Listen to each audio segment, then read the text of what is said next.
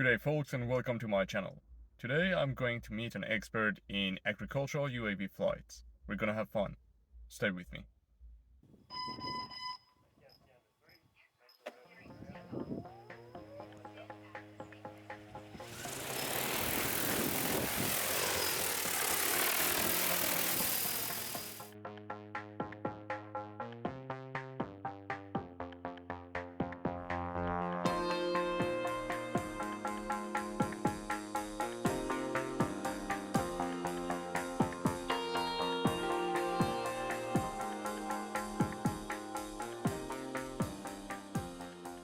Okay, so today I'm with Jared. Jared is an expert of agricultural droning.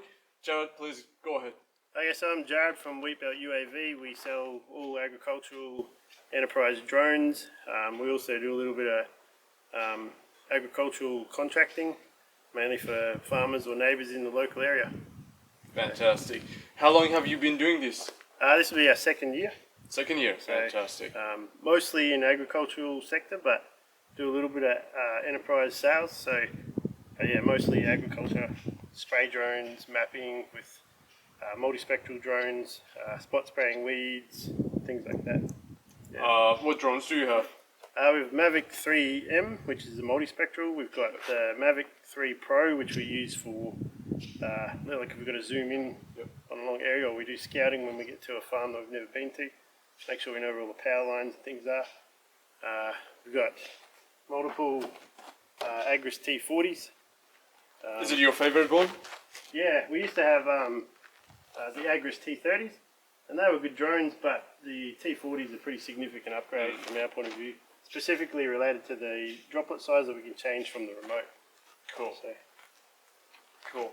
And for spraying and seeding and everything like that, what other equipment do you need?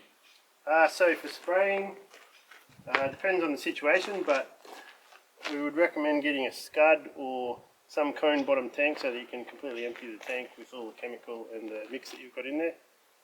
You can do all your mixing in the scud system, and that'll continually keep it agitated as well, and then you can pump it straight from the scud into the drone using a long hose. Yep. That's pretty much all you need for spraying. For spreading, you obviously swap the tank. It's a 70 litre tank, but 50 kilos is the maximum weight limit for spreading. There's a couple options for spreading. You can have it in half-ton bags, but it's a bit tricky to get out unless you can get it out of the top. But what we normally have is a side chute hopper that we sit on a trailer, and we have 20 litre buckets that we just open up the side chute. The granular comes out into the bucket, and then we can tip the bucket straight into the drone. So they're a little bit different if you're spraying or spreading, but not overly complicated. Yeah. You told me before, but we're gonna repeat it again briefly. Yep. How many different liquids you would use for a farm? It's quite a lot. So if you're spraying insecticide, there might be one insecticide.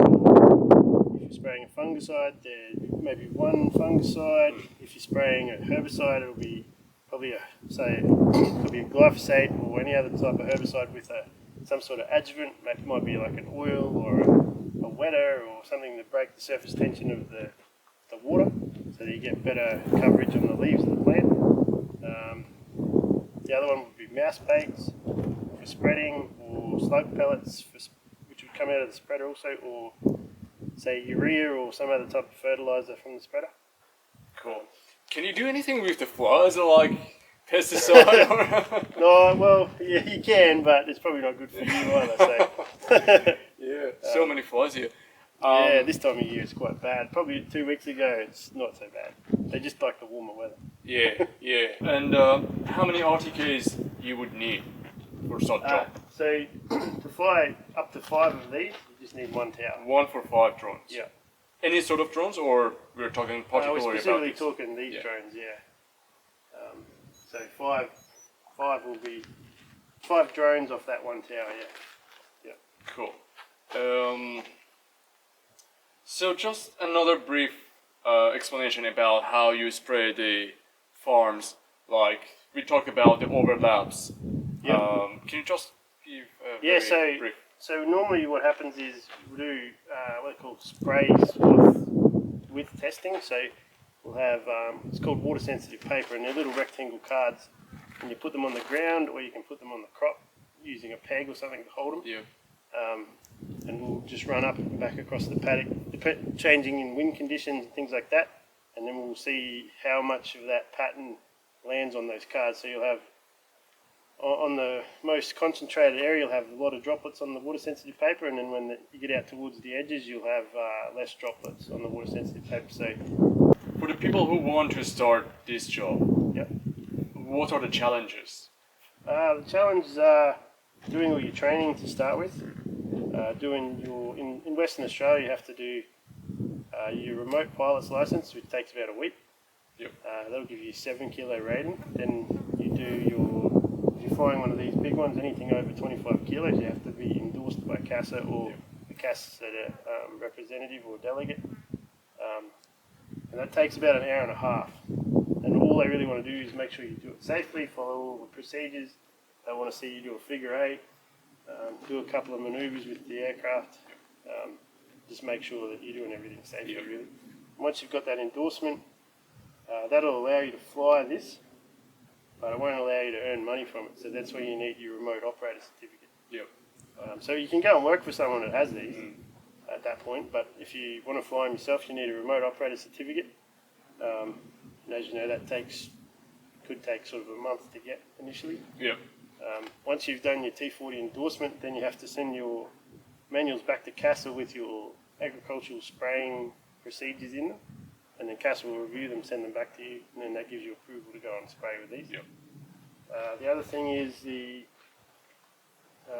in Western Australia, you need endorsement 7 of the pesticide technician's license. So you don't need a technician's license, but you need to do the endorsement 7 training, which is 6 modules. They're nationally recognised, and there's not very many. I don't even actually know of any company in WA that's doing it. Not even the government does the training. So last year we emailed and called a company called ChemCert on the East Coast, and they had 5 of the 6 courses already, but they didn't have the 6th one. So we've just asked them to make the 6th course so that you can do all of endorsement 7, all of it online now.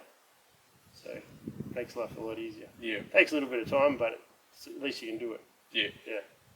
And would you recommend this job to others, to your friends, or? Yeah, like you can earn good money doing it. You just got to be careful that you don't